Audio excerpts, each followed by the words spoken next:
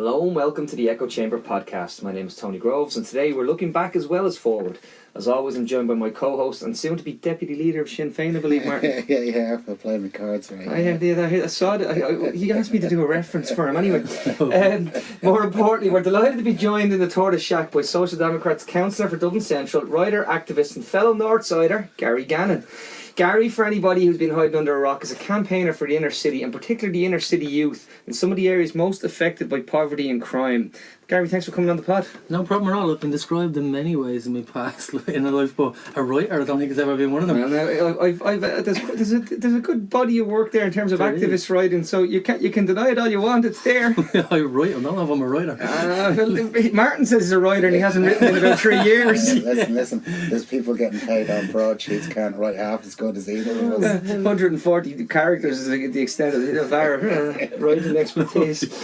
No, Gary, honestly, thanks very much for coming on. And it was actually about your writing that kind of triggered something, because as you know, we had Mary McAuliffe in here before Christmas. Wonderful person. And she was absolutely amazing, and she gave us the context of how we've in the current climate of homelessness and hubs, we were, myself and Martin were kicking around these, what we call the hubs rather than call them family hubs, and Mary said, why don't you just call them poor warehouses?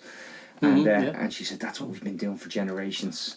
And she mentioned the Magdalene Laundries, and she mentioned the workhouse. And I know you've written pieces about the last laundry was one of your pieces that you wrote on broadsheet. Yeah. To touch on that, something I've always noticed in our country, and I noticed it again today, this morning actually, I think I commented on it. Wherever poverty exists in our country, you'll always find people who are chosen by the hierarchies of the state to make a profit. And that was in Magdalene Laundries. That was in these family hubs now at the moment. It's in direct provision centres. Wherever you find poverty, you'll find people chosen to make a profit. Well, it was in the news was it yesterday? 3 million? 3 million, yeah. One provider for homelessness services has made 3 million of a profit. Let's just be clear for the listeners. Yeah. 3 million. I mean, there's money in homeless people. There's money in poverty. There's money, but it's not for the poor. But it's the commodification of homelessness. It's that neoliberal, how do you make a book out of everything? Well, you formalise it and there you go. Nice, it's formalised. Commodification of homelessness, absolutely, but the industry of poverty is something that has followed us since the foundation of this thing. Oh yeah. You see that constantly. Last year, over the weekend, another tragedy happened where a young man was killed as part of the so-called Hutch-Kinahan feud. And I'm reminded when this first started about 18 months ago, Enda Kenny's response to that was to walk around the inner city and to basically announce 5 million that's gone into this kind of Mulvey report, and all of a sudden 5 million is going to address the issues of poverty, disadvantage, the taking drugs, the health crisis that happens there, the mental health that's inflicted upon the people is going to be addressed for 5 million. No, that's just going. Well, it could. I mean, they could have reopened Fitzgibbon Street, but apparently Step Aside has a bigger problem up there, Gary, than you have. You know what I mean. The politicisation of our police will be a great legacy of the Fine Gael government. Well, I mean, come on, let's face it. That is a bit ridiculous. What they face in Step Aside compared to what's faced in the inner city. Yeah, absolutely. But I mean, for me, I try as best I can to not be kind of a local politician, because I don't actually think it does my community well. When I think about kind of rural communities, wherever they may be, who've had their police station closed down, if they are to had their homes raided that night, the next police station is probably over an hour away. And it's kind of like, there is no metric about how this has been decided. The politicisation of our police force, of how we identify which police station should reopen or close, that is a horrendous shame, and that will be a legacy of this government and the previous one. It's Fine Gael on a shoestring. Everything's shoestring except tax breaks for those that they like the most, and that's it. Well, and for me, I really dislike to be critical towards kind of other politicians or political parties, but it is and I'm going to say the word again, the politicisation of our policing decisions. It was wrong. It was the absolute definition of stroke politics. It was the definition of localism that wasn't reflective of a republic. And you're running into the same problems now with the Magdalene Laundry, the last Magdalene Laundry to close in the country. That is right about this. It is the last one that ever closed. So I think it closed in October 1996. I think it was around about the 26th of October 1996. Was when that closed. And the fact that it's closed to me is not, like, it's closed then seems to be, it's shocking, absolutely. I was 8 years of age. The last person that was brought into that laundry was in 1995. Now you have to think of that. She had mental health problems, and it was deemed by this state, post USA 94, we were already on our way to the Celtic Tiger, and somebody decided the best place for a young woman with mental health difficulties was in a Magdalene Laundry in 95. That for me is terrifying. And the easiest thing in the world is condemn it because it is wrong. But actually I want to understand it. I want to understand how the system was allowed to materialise and to exist for over 100 years. How kind of, for me, I hate the idea of being a hypocrite. We're at this moment in time we're celebrating kind of the decade of centenaries. All our grandparents are in the GPO according to whatever. Yeah. You know, that way. And we all know that wasn't the case, but actually a fair amount of all of our families had some sort of exposure to institutional incarceration in this country. Yeah. For over 30, 40 years, I think at one point, we had the highest incarcerated population in the, I was about to say in the EU, but obviously not in the West. And that for me is terrifying. And it's like, how do you commemorate what the British did to us? And how do you commemorate our heroism when you don't explore the things we did to ourselves? When you don't explore the kind of travesties of our own history? And in order to not do that, it seems a little bit sleeve in. And that for me, it just seems like when we knocked down this laundry on Sean McDermott Street, and for me, I grew up in the shadow of it, so it was a particular kind of poignance of it for me. But it's also the last one.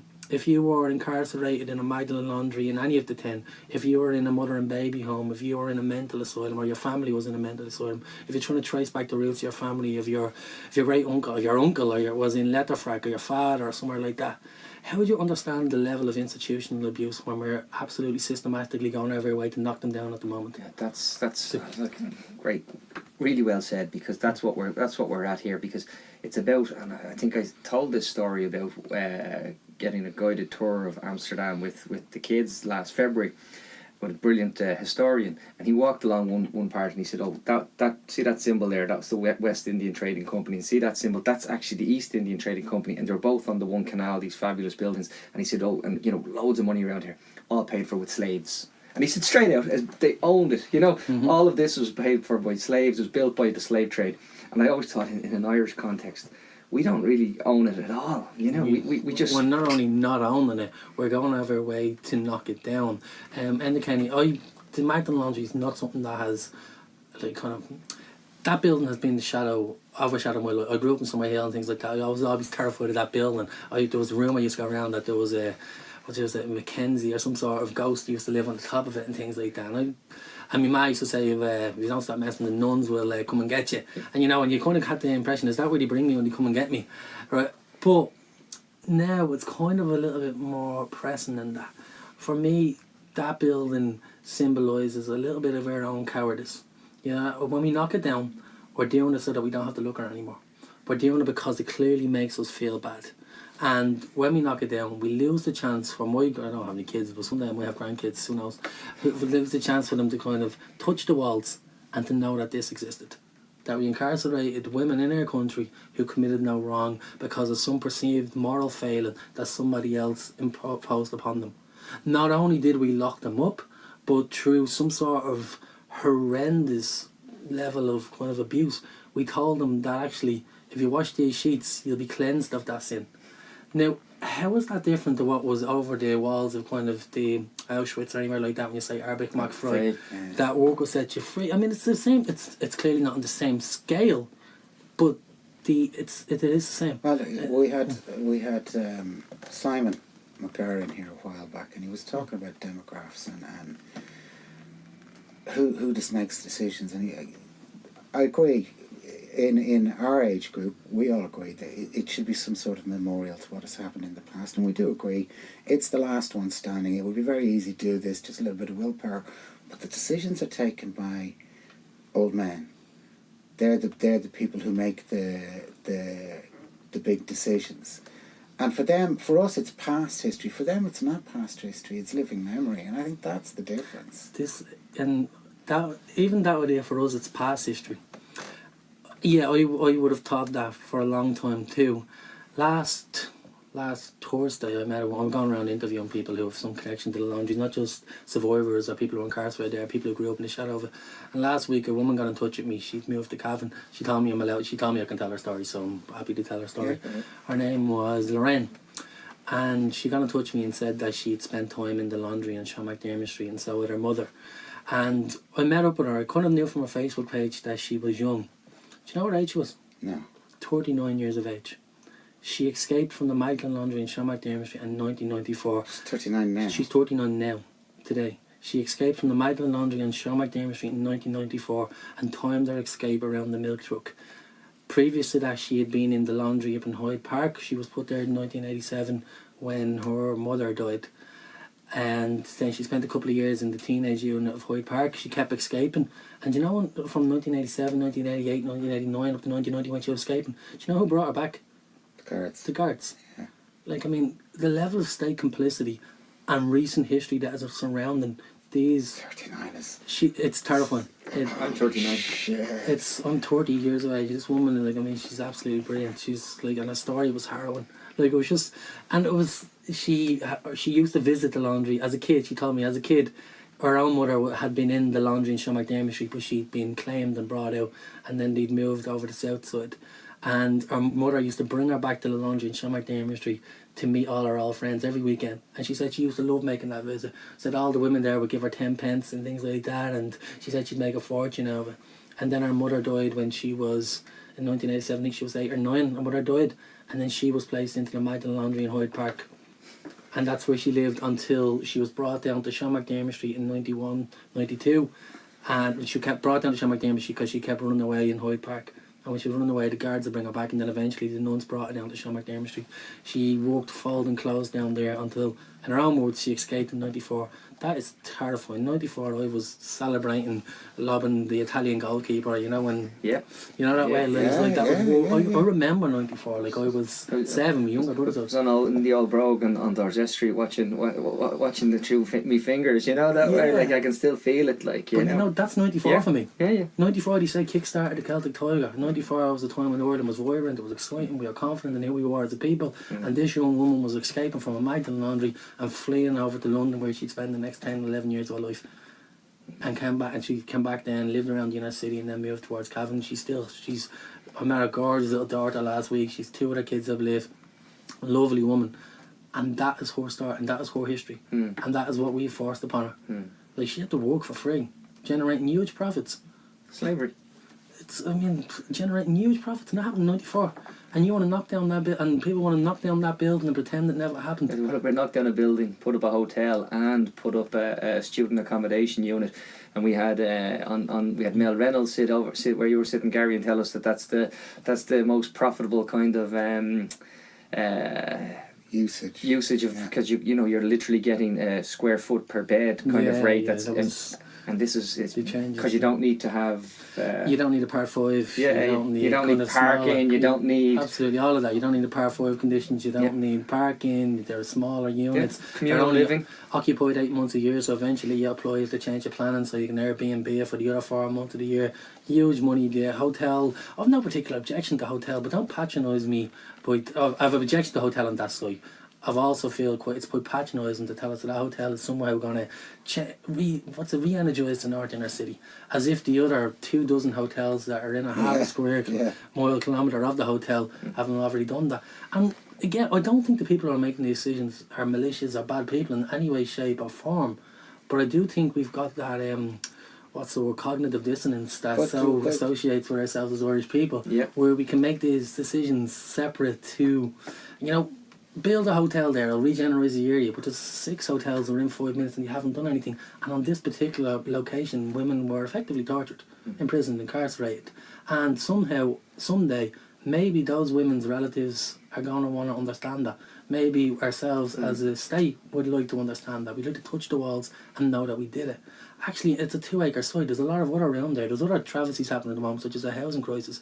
And you're talking about where we build. This seems like a nice place to address a crisis that's happened to us now, and one to come to terms with one that we've inflicted upon ourselves previously. Like Mary was talking about the women of 1916 and the running commemoration of that. Now, I'm not being smart here, but there's so much that can be done with a site. It doesn't have to be specifically for and it will be obviously known for the Magdalene, but it could be known for so much more. It can be something special for us. I'm biased, I absolutely am biased, but I think we need a museum to acknowledge the many wonderful histories of inner city communities.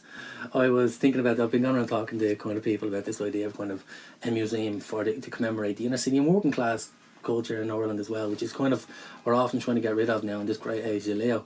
And it's like, how would you explain things like the Newsboys? How would you explain the wonderful history of the Dockers? How would you explain the fact that the inner city held places like the 1916 Rising? What about the separation women, the women who threw the fruit at the rises as you're walking out, whose husbands had been forced from the lockout and told to go off and fight in France, and they were terrified about losing their payments? I remember doing the walking tour as the bloody guide in Glasnevin for the. Were you going to Stanley? Yeah, and but the kids' school down the road was the morgue, and the big building beside the Department of Defence was where the sort of the convalescing British troops would be sent, because they didn't want to see them sick in England. Yeah. They were sent here to bloody die, and so they wouldn't be seen and hurt morale back in the UK. And of course, all the kids are walking around, and I'm going, so yeah, your school is basically haunted by all these British soldiers. But you can have these are the things that we have. These are the things. Like, can you imagine the place? So they talk about an economic regenerator for the inner city, right? Look what Gannon jail done for the south inner city. Absolutely transformed. It's an amazing place. All of a sudden, you've got restaurants merging around. You've got local industry. It took a few years, but it did happen. It did. So imagine a place where you could understand things like, and I love the idea of the Newsboys. Imagine explaining that the lads who used to go out and sell the newspapers the lads who were really impoverished used to go out and sell the newspapers. Probably about 4 or 5 newspapers a day they used to sell, and then they started having a fight with the Republicans, which is hilarious. But the Dockers, things like Monto, the great history of Monto, the Red Light District. Did you ever hear the story of Billy in the Bowl? No, there was the really good looking guy in Stony Batter called Billy in the Bowl, that he was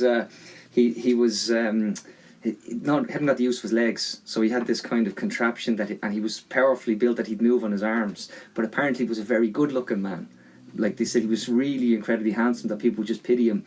But what he'd generally do is he'd get someone, he'd make eyes and whatever it is, and whoever come close enough, he'd clobber them and steal all their money. And they reckon he killed a couple of people in the process. Jesus. Yeah, Billy in the Bowl. He's another one story you might. Billy the Bowl. Jesus, so I'm sure there's some hips I don't know so many back there now still called that. So what does it take to get this last building preserved as a museum, primarily for women who've been in Magdalene Laundries? Initially, I mean, the first step of the way is actually opposing the sale of the Magdalene Laundry site to private ownership. This hotel obviously has become the face of what we should be opposing. It's not fair on them, but it's more for me. I just don't think we should be selling it off. So the first thing is in February or possibly March now, when that gets brought to the City Council, a majority of the 63 councillors have to say, actually, no, that's wrong. Beyond that, then there has to be a campaign to show, actually, with a little bit of imagination, we can reimagine that something spectacular. Well, I'm just thinking of Joe did a book about the children of the Rising. The Rising. There's a lot you could incorporate Who's into. Joe Duffy? Yeah. You're just calling him Joe now. Do you know? Yeah. You know it, yeah. Joe, yeah. He rings in under so many names, you see. How are you, Joe? How are you, Joe? It's not Martin today. We made Joe. We wrote a book. Good book too. Yeah, go on. Out there, buy that, Joe. 10%, thanks. You could incorporate all of that history. I think we don't do it well in this country. We don't have we have small little places. We have a wonderful little tenement museum in Henrietta Street about the tenement experience. The Dockers have been crying out for a museum and how important is the Docks to our history? Yeah. Like my granddad was a Docker, like the nicknames, the energy, the kind of the Fianna Fail origins in the kind of inner city area and stuff like that is all captured there. A lot of the histories that we've been talking about. This could be an economic generator, a very minimum. Now, that's not the most important thing that happens there. Before that, it's a centre of commemoration and remembrance to the women incarcerated there.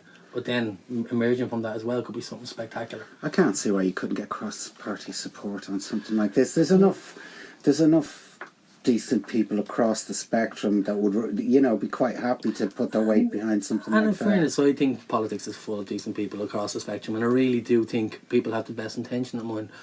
But a lot of our conversations fall down at, jobs, it'll create jobs. Yeah. And that's where apparently there's something in our Irish psyche that we go, it could be something spectacular, let's reimagine it. And someone else goes, but it'll create jobs. It's like, I'm in the north in our city, they built the bleeding IFSC up around us and told us it would create jobs, and it did.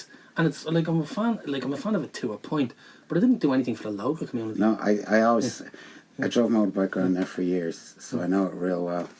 And that space between the back of the IFS. Where Sheriff play? Where? You know the space I'm talking about. But you know that space I'm talking about. Oh my God, actually, about a year ago when the young man was killed down in Sheriff Street, my ma rang me, she works in Sheriff, she works at the community centre down there, and I was coming over quick because I wanted to see my ma actually seeing, and I wanted to make sure she was okay.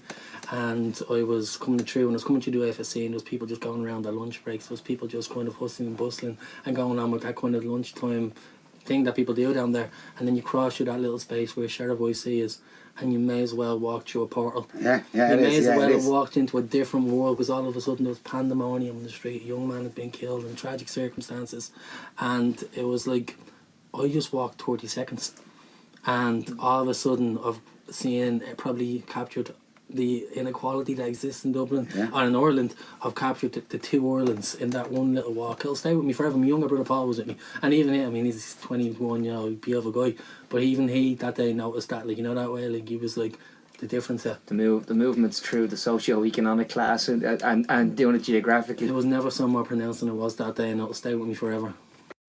So there is actually a uplift campaign going with about 4,000 signatures, you were saying to me earlier, Gary. Yeah, so we set back in November, when this kind of started looking like it was being brought to the fore, we started a uplift petition to stop the sale of the site. It has about 4,000 signatures on it. It's not something we push out every day of the week because there's other things going on. Well, we need to be pushing it now, lads. We'll put it out after this, and we'll actually. And I'm sure it's something that right across the board people will get involved with, regardless of political affiliation. It's not really about that, really. Absolutely not. This conversation that we're having has been so interesting, and all of a sudden we're talking about the conversation of institutional abuse.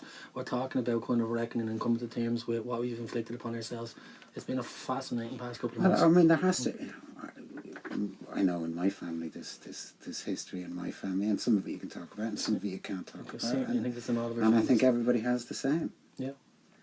So yeah, I'm down with it. Okay, well, guys, listen. Look, it's great to cover that off. But I think we go on to something that you also mentioned there, and that's as you said, walking through the portal. The Silicon Docks, and what's happening now in terms of. I saw this morning was announced. I don't know if you saw the new affordable housing scheme, which is affordable mortgages that the state are looking at doing. No, I haven't. Cool. So you'll appreciate this now, and I'm going to go full disclosure. The previous affordable housing scheme that was done with the local authorities, I was one of the architects with that, and what it was essentially discounted housing, if you remember, through the DDDA, the Dublin Dockland Development Authority. Yes, so I was a young man at the time. Yeah, and so you'd get someone, property was 400,000, you could buy it for 360, and then the arse fell out of the market. The property's worth 230. Everybody lost. This new scheme is actually not affordable housing either. It's a mortgage provided by the state for up to 1,000 people this year at rates of 2 to 2.5%. Okay. And it's aimed at mortgages amounts of about 320 to 360. We've had Mel Reynolds sit here and tell us that an affordable house in Ireland is 240,000 based on the average income of a two. Oh well, it would be, yes. Yeah. So based on the average income. So, yeah. Okay. So what it should be. Yes. Yeah. Yes. So if you're saying that they're going to pitch this as affordable housing at amounts over 320, it's already not affordable housing. It's actually it's unaffordable housing. It's discounted housing. And more importantly, if you're the couple that earn 75 grand and you qualify, in you go. If you're the couple that earn 76 grand and you don't, you're at a huge disadvantage. It's going to just add more pressure to. It seems like it's something that's going to design to add more. Well, not design. Well, it doesn't add anything to the stock. It's every time we try to do anything around housing in this country, we seem to make a little bit of a hames of it because of a lack of kind of. It seems like a lack of experience. Do you remember when we talked about bringing in kind of rent caps, and he spoke about it every month? At a certain point, like I think it was Alan Kelly was the minister at the time, and every month he said, "Oh, we're looking at rent caps."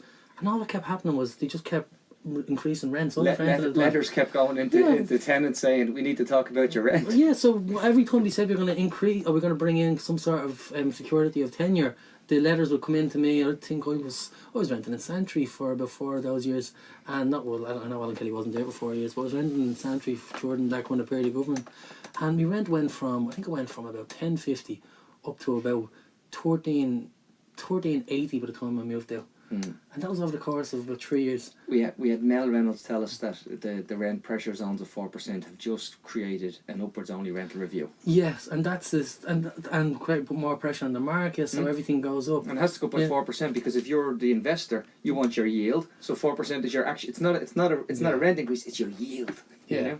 Look, there's better people to talk about this than me. Like people like Locke and Sarah and all are absolute experts in this field. For me, and this is going to seem overly simplistic, we need to be building more housing. I think at a very minimum we absolutely need to be building more social housing. We need to be bringing in security of tenure.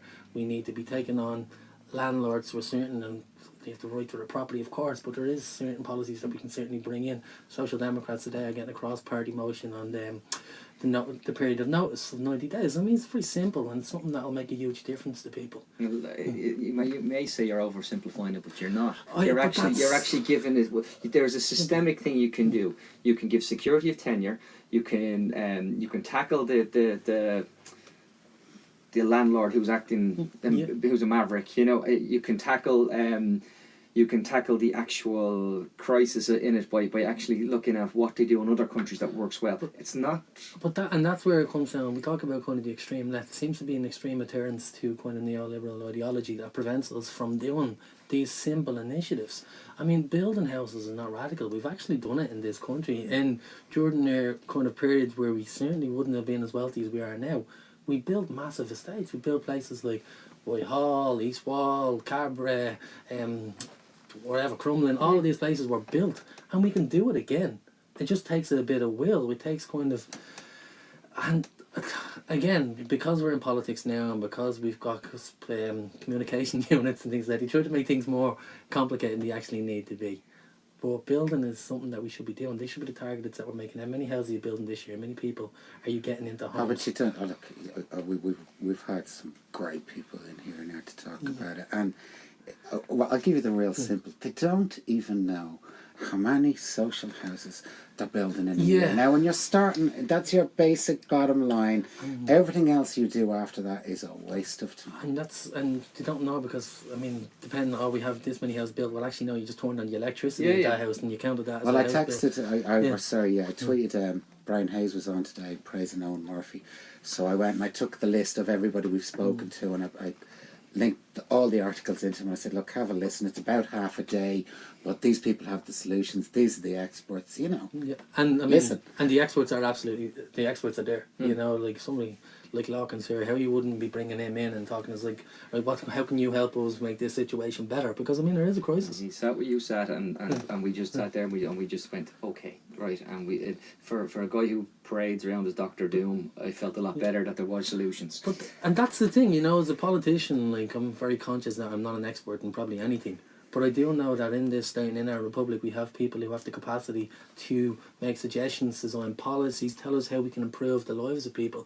And housing is not an insurmountable challenge. No. It absolutely isn't, and that's the real problem here. But then, on the flip side, not everybody's going to be able to afford a house, so you need to make rent sustainable. Public housing, yeah. And you need public housing, you need a mix, you know, you do need a mix, and we know that, but it's really critical that, I know you don't want to just talk specifically your constituency, but at the same time, it's really important that we're able to look outside and say that our kids can afford to stay. They don't have to, because it's only 15 years ago where it was where Dave McWilliams called them the Kells Angels, and every artery of Dublin, Woody sprung up. If you remember that, that's what they did. You knew every artery of Dublin, a Woody sprung up, and then it was everybody had to, and that's where everybody lived out there in these satellites. And we're back at that again, where the satellite towns are now increasing at 10% per annum. The house prices are going because people are being forced to commute. Yeah, and then within that though, we need to be improving our rail and transport infrastructure. Yeah. You know, again, like, this is not a particularly big place. No, well, I live in one of those satellite towns. Honest to God, right? I live in one of those satellite towns. It takes 10, 15 minutes to get to the M50. It takes another 3 or 4 minutes to get to Finglas. 5, we'll say. So we'll say a 20-minute journey from Ashbourne to Finglas, so city. Yeah, but Ashbourne's 10 miles away. That's it. Do you know how much that costs? I don't drive, I'm a cyclist. No. For the cheapest you can travel that distance on public transport is €9 something. Yeah. You know, you're getting rooked. But that is the thing. And I mean, transport again is something that they do well in other countries. Why can't we look at what international best practice? Was it 350 million to make a Lewis go 4 kilometres? Yeah, Jesus, man, that does my head. Did you see how that annoys me? Make a Lewis go 4 No, kilometres. like the reconnection of the Lewis is something very practical and something that should have been achieved. But don't make it out as the great achievement of our time. This is not sending a man to the moon. Yeah, one small step for You know that way, And you just said you're a cyclist, and we made it dangerous for cyclists. Yeah, because well, we wouldn't spend yeah. any money on track rims or whatever it is. Well, just cyclists, please get off your bikes. Yeah, I know, Please that get is- off and walk. How worse is that? You wouldn't mind getting off and walk there. You're being an inconvenience to the Yeah, car. I seen that sign and I nearly dropped. And like, I'm a city councillor, but I mean, it's the absence of kind of strategic planning. But don't tell me that like connecting the Lewis line was a great achievement of our age. Oh, when Leo tweeted it out, it was a beaut, because I just thought 4 kilometres of track for 350 million. But like, And if you believe, like, they put a man on the moon, you know. yeah. Martin's not convinced. Don't, Martin. Don't start. No, don't mind. This is a different podcast. No, This is politics, not conspiracy theories. Don't No. mind him. But again, like, I mean, we need to be more ambitious than that. Yeah. Oh no, absolutely. Like, I mean, you can have cycling infrastructure. You can improve the like the Dublin bike scheme was trapped between the canals. Yeah. Doesn't make any sense. Oh, I moved up to Glasnevin just facing the cemetery there last year, and there's no Dublin bike scheme up to Glasnevin. No, It's a great tourist attraction, and there's no Dublin bike scheme up there. Why not? It cost a few quid, yeah, but we make it back. And look, I mean, and there's loads of space there to There's loads of space there. It's mental. Yeah, it's the north side. Yeah, exactly. It's the north side. There is. But I do think actually, like I say that with sarcasm. I should actually point out that sarcasm. But like, I do think that's a prevailing mentality. Can I ask a question on that? Because that is a bugbear of mine. That it's the north side. You know the new bridge in Cabra, the one that the Cabra bypass that got rid of the Commons Bridge, right? And then the other bridge where Crossguns. Bridge, isn't it? You know. Just as you go from Phibsborough into Cabra over onto Fawcett Avenue there at Delta Avenue. Yeah. Those two new bridges, so both one has the Lewis and one is for a Cabra bypass in effect. They wouldn't have been allowed to be built like that on the south side because they're just concrete blocks. There's no art or refinement in them. No architect went and said, you know what, I'm going to make this look good. They actually just put up these metal structures and then cladded them.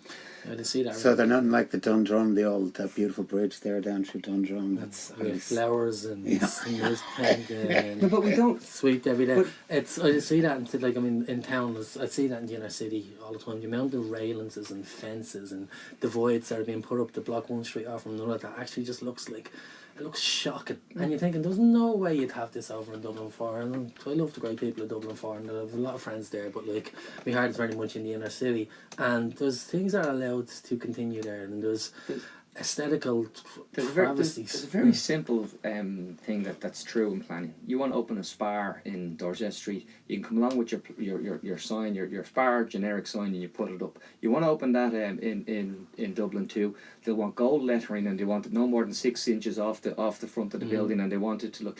Now we can have standards. We need to increase our standards of what we want. We should have expectations. Yes. You know, in addition to standards, we should also have those expectations. expectations do exist in other areas, and I'll just take an example because I know it well. Malahide. Yeah.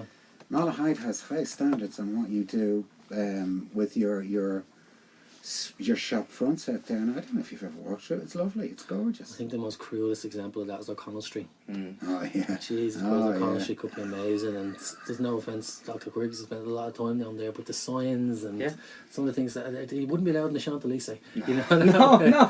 Like, that's our main street. That's the one that we say, and that's the one that we put all buses through for some reasons. That's the one where tourists are sent to. It's the one where we put the meeting point in terms of the spur, and it's like, lads, we should there should be a greater expectation of how Well, we it present has ourselves. everything actually except Yeah. that. It's a fabulous street. It's a It is, fabulous street. and there's enormous potential on that street to be something truly spectacular. Something about that street could be how we stick our chest out to people when they come to this country. You know, you're going to come in from the airport, you're going to go to that street, you're going to look up, and you're going to say, "Holy Jesus, that's beautiful." And that is the main street. Yeah. And it is, and there's too many eyesores on it. I get the fact that there's issues there regarding who owns what and what some planners are sitting on, but you know, with a little bit of enthusiasm and that will and a little bit of courage of our convictions and someone actually to make a decision, and I think making a decision is important, you could change that. And actually it's an unrelated topic, but I do think the idea of having a directly elected mayor, I was just going to ask you. Yeah. I was just going to ask I you. think it's a game changer. Because all Do of you a sudden, think? I think it's a game changer in how we stick our chest out as a city. Because all of a sudden you've got democratic accountability. There's individuals who have the most power in Dublin City Council who will never. I face mean, an I election. understand it for Dublin because Dublin has the population, but as soon as you have a mayor in Dublin, you're going to get. Let's have it in the other cities as well, and then after that we'll see what he work and then bring them into kind of. I'm with you on this, Gary. Are we going to be strict about what we call cities? I've been to Kilkenny. It's a lovely place. I'm not sure about the city, but it's a beautiful place regardless. But for me, you know, it's Dublin's the place that I know well. It's where my heart is, and I do think that the idea of having a directly elected executive mayor there with proper powers, a budget, and a vision, and then to be held accountable for that. Now we could get an arsehole for one term, because then all of a sudden you get to hold him to account, and then you get to see somebody who actually has a vision for the city. Because the most powerful person in our city at the moment, I don't know much about the person as a man. It's certainly not referenced as a person, but in terms of the authority that he holds, he'll never face an electorate. He'll never have to justify his actions, either present or future. You know that way, and I think that's a shame. No, I'm going to be deeply cynical. Nobody does. Oh no, I do. Yeah, no, I do. In next year, I think all elected reps have to do whatever, whether good or bad. Next year, I'm going to knock at doors and ask people to vote for me again for the local elections or whatever it is. And somebody might turn around and say, "No, you're brutal. I won't be voting for you again." And I think that's fine. You know that way, and I think that's actually that's democracy. You either like it or not. 5 years ago, wherever it was, I put some ideas onto a leaflet, and 5 years after that, people should hold me to account for that. Yeah. And the fact that we don't have that in our city, I think it leaves us behind other cities.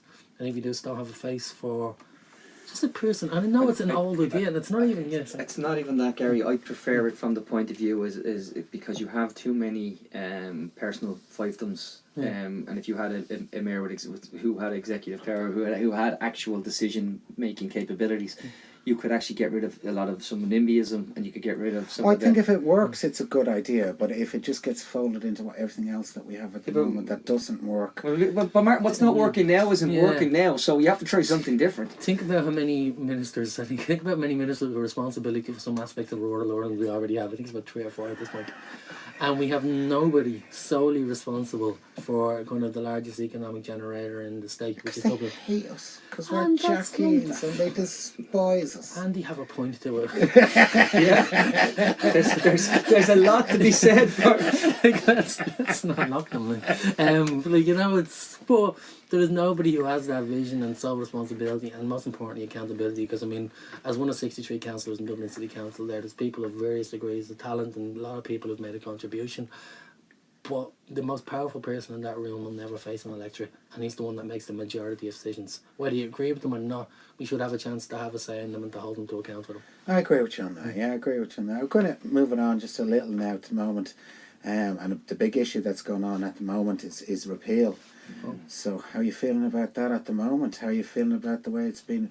Actually, Fianna Fail, we have to little chat about Fianna Fail. There's a bit of banter going on there in Fianna Fail. I mean, they wouldn't split over anything else they did. Sovereignty, no way. Drive the economy off a cliff, no way. Not going to split. Bodily autonomy for women. Well, holy God, now we have to have discussions about splits. Well, we should also highlight the fact that 3 men sitting in a room talking about bodily autonomy for women. Let's put a name on that as well, of course, because I'm not sure that's what. Welcome to the first the first mantle of. Yeah, that's the first. I I'm know, not but sure what this debate we're doing means. it from a political point Look, of I'm ready view. to play. I don't know about Fianna Fail. I think Mian Martin was brave last week and fair play to him. I'm just ready to play my role in that debate. I'll be taking me lead from people like Alva Smith and people running the abortion rights campaign. Where they tell me to be, I'll be.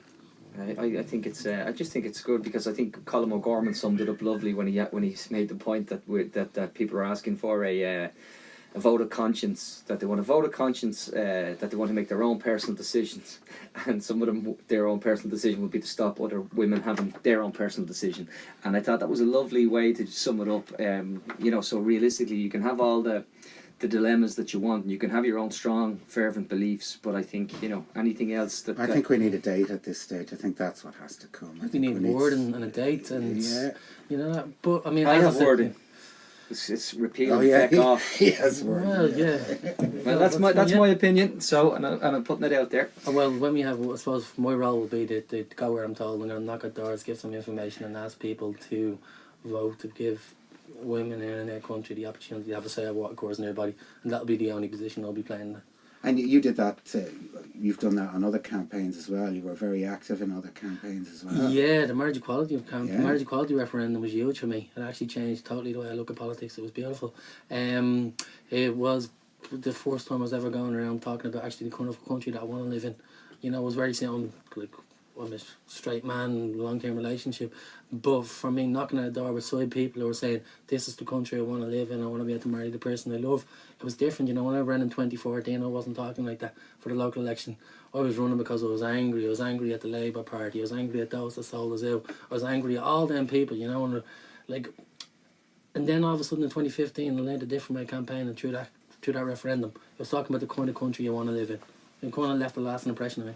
And some of the You're okay. Some of the best areas, like I think in one box in Finglas, it was 100%, and it was those same inner city areas that get the kicking all the time were the ones actually driving the vote better than anybody else. So, like, you were talking about, like, that basically what we had was the working class areas. Gary, you told a story. Yeah, I remember. Like, so I was in charge of the inner city yes equality, in the sense that I organised where we were going for the canvases. And so when it first started, it was, you have to remember, like in 2014, the local election, I was going out with my man, a few of my mates, like, that's all it was. And then I put up during the marriage equality referendum, hey, marriage equality inner city, we're meeting, I think we were meeting first at the Red Parrot pub, right. And then we started meeting down around the Five Lamps. And all of a sudden, there was all Trinity students showing up, those people from every demographic. There was really lovely people who were going into the flats, who were going into kind of all the kind of the working class areas around Dublin. And then that day we were going down to Sheriff Street. One of the days we were going down to Sheriff Street, it was a beautiful summer's evening.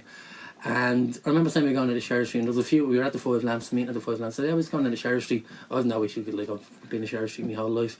But then there was a few people just looking around, just like going, where to Sheriff Street?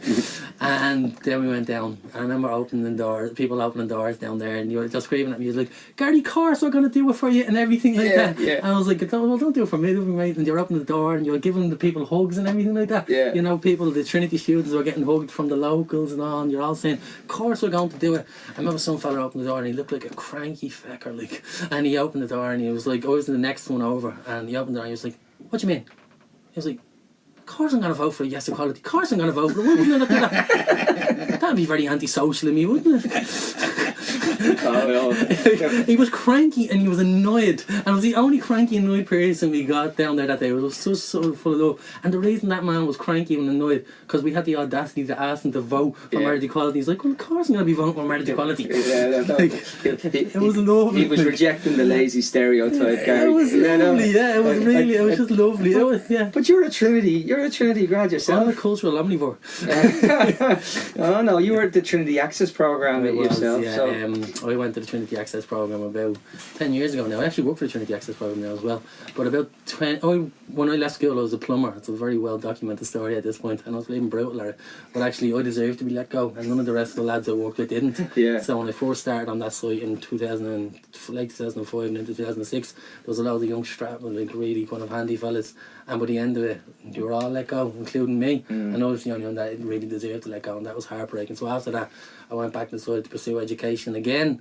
Done a FETAC course, lads. In the first FETAC course I was doing in Marine, I was in theatrical performance and theatre studies. So that's politics. Yeah, well, I didn't realise at the time, but it was absolutely politics, and I'd never realised at the time. My mental health was struggling a little bit, kind of after being on the site and stuff like that, and it wasn't for me, and I wanted to do something completely different. Yeah. And I was always a little bit of a daydreamer, and I remembered in school kind of liking being involved in the plays and that. So I went and done theatrical performance. Absolutely loved it. The most random time in my life. Like, gave up football to do theatre. It was brilliant for a year. And then after that I was going around because I knew I wanted to go and do something else. And I knocked at a door in Trinity. Somebody told me about the Trinity Access Programme. It was actually the DOT Access Programme that told me about the Trinity one. And I went down, knocked at the door, and by some miracle they let me in, and I think I grew about 20 feet. You know, that way I got into the Access Programme. All of a sudden they were talking about concepts around philosophy. So the first essay I ever got a first on was a political essay called by Aristotle, What is Politics? Answer the question. And I think I answered about 1,200 words without using a reference or anything like that. Yeah. And the guy, who I still know very well, gave me a first. I just felt like I just grew, like that year I grew like 20 feet. It wasn't like, I mean, it's not, education didn't make me a better person in any way, shape or form, but it did kind of open me more into the world outside me. And just Trinity for me is like, I don't know, like, it has a reputation, but for me, Oh yeah, that's a reputation. for me, it was the Lords of Liberalism, you know, that way. It was a really happy time in my life, and it's a time that I remember really well. And it also, I mean, because I was an arts student, doing like 8 to 12 hours a week, it gave me the opportunity to go back and start volunteering in some of the youth clubs in around town and things like that. So you start to see kind of poverty and inequality from multiple different gazes, and you start to question the most important question you can ever ask, and that's why. And I never intended to really go into politics, but around the area people heard I was studying politics, and then it started pushing me into You it. never intended to go into politics. It's Tony, what were you telling me earlier? No, I just basically so Gary, you interned with Sinn Féin. I did. You ran as an independent, and you were an independent councillor. I was also a member of the Gregory group before I was. Oh yeah, and you fell out with the Gregory group over a poster incident, but that's we had the so we've been Sinn Féin, independent, Gregory group. You're now in the Sock Dems. Yeah. And is it March or April that you're joining Fianna Fail? Let's see which way the wind is blowing first. Yeah. See how this conference goes the weekend. No. Look, I make no bones about that in any way, shape or form.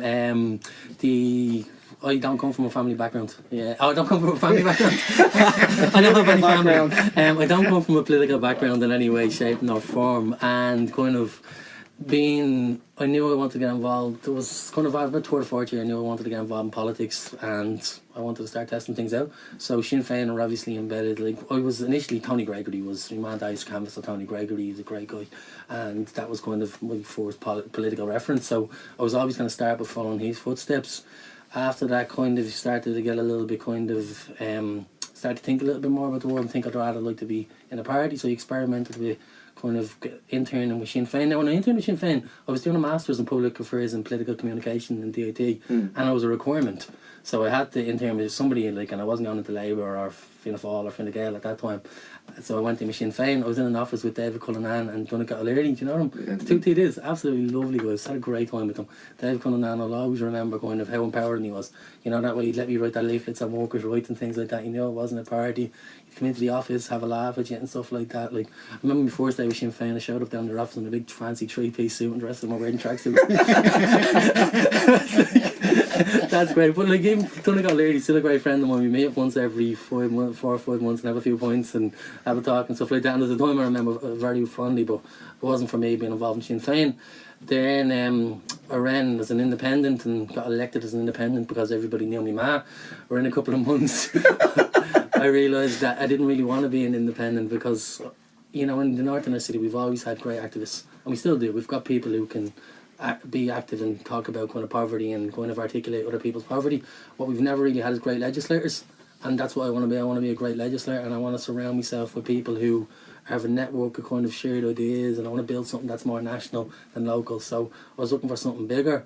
I did talk to Fianna Fáil at that time as well. This is before the rumour started. I talked to Fianna Fáil. Yeah. Again, like, just decent people there, but the politics wasn't for me. It was kind of like, I remember me and Martin talking about going back to kind of left-wing politics and Fianna Fáil and that, and I was interested in having a discussion. Had it. It wasn't for me, so I moved on. And then I remember one of the days I was actually at a party for Belong To, celebrating the marriage equality referendum, and I seen the launch of this party with Catherine Murphy, Roisin Shortall and Stephen Donnelly, 3 TDs who I really looked up to, and as soon as I seen that I was like, that was absolutely for me. and then contested the election, done relatively well in the election. And then after Stephen left, rumours started to emerge that I was joining Fianna Fail, and them rumours absolutely came out of nowhere. I actually thought that was gas. Like Martin started on Twitter. I'm probably going to be going again now. But like those actually particular rumours came out of nowhere. I think Stephen might have said something nice about me, and why wouldn't he? We knew each other for a year before that, and I'd still say nice things about Stephen, but I'd have absolutely no interest in following that. I'm like, I couldn't be any more happy or feel like I'm on the right path as part of this Social Democrats. You know, we're still kind of by all intents and purposes a small looking party, but if you've seen the candidates we have, like people like, you just don't know Tara DC in South Central. No. But I promise you will. Like, she is, am I low course? Oh, She yeah. is fucking amazing. Oh, like, is that you know the this? best you can do? Yeah, no, well, that's it. Like, that's like, but the people in the Social Democrats now who like, I want to build my political life with, you know that way. Like, obviously Catherine Roisin, I love him with all my heart. But then there's people like Emery McNally who I adore. Like, there's just Noel Toole down in Galway, Cian O'Callaghan. Like, Cian O'Callaghan, did you know Cian O'Callaghan? I know Cian, yeah. Cian O'Callaghan is an unbelievable left wing in this left wing mind in this country. Like, he would be phenomenal as a legislator. Like, I remember he looks about 12, but I think he's in his 40s. Like there's a painting of Cian O'Callaghan in somebody's attic. Like, you know. Do you have your posters ready to go since before Christmas? Yeah, I do. Yeah, they're not printed. I'm not going to use the same ones I had the last time, because they're heavily airbrushed. But we took pictures in that before, and if the election had happened, we would have been ready to go. We've got a good campaign. I've got a good campaign ready to go for whenever the election. I love the airbrushed election posters. So, when you compare, Charlie Flanagan was the best. He was the best of the whole lot. He looked like something out of 90102 or whatever that I didn't thing ask is. somebody. No, actually, when you first election poster, right? It wasn't. The election poster for the last election, it wasn't overly airbrushed, but I didn't ask for it to be airbrushed. He just took it on themselves to do it. No, I've reused that poster. I don't know if that's it. If it's a compliment. Exactly. Bob Staley's an unbelievable photographer, and she took a really good picture of me, and actually went well. But I've used it again on different leaflets, and it seems to be getting more airbrushed as the leaflets go on. All of a sudden, I have a tan in one of them. Picture. I'm like, it's only double airbrushed, that picture, from what was already airbrushed. It's and you couldn't get like we're the most pale skinned room in the world probably in here now.